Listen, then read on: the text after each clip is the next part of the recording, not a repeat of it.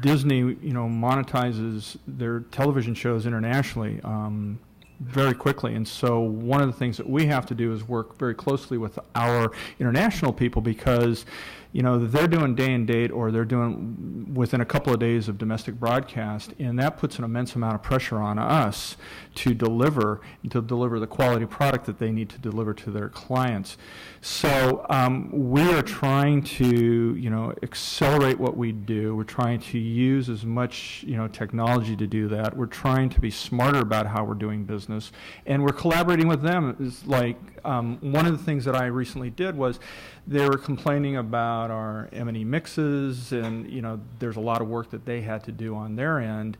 And so what I did is I just backed up the process. I got everybody involved, and I said, well, let's not just dump it on them and say, here you go, and then they struggle with it. So we backed up the process. We got everybody involved at a much sooner time in the post-production schedule, and that's resulted in better product for them, less expense to them. It didn't really do much to us on our end, so we were able to come together and figure out a way that benefited the company as a whole. Because the bottom line was they were able to monetize that by less expense on their end and getting the product out faster.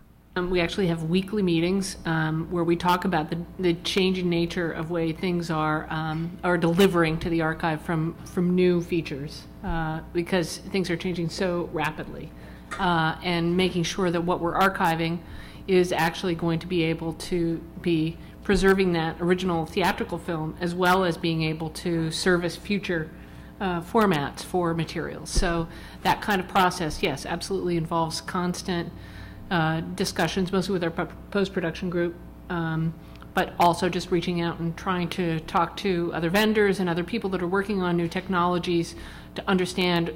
We have, in archives, we have to be several steps ahead of things. We can't be surprised when somebody decides a new sound format is going to be the thing that's going to happen. We can't be shocked by that. We have to be ready to be able to accept it and be able to archive it well when it comes our way. Collaboration is really finding those opportunities within our group, within our sort of very horizontal stack, to say, hey, you're doing that. We're thinking about doing something like this. We should totally get together and figure out a way that we can push that through in a meaningful, repeatable way. Not simply, well, one episode of one show, once a season, we can have this kind of cool thing, but we want a repeatable quality experience that is easy for us to deliver. And I think that collaboration is a huge part of that. Without that, we couldn't do it.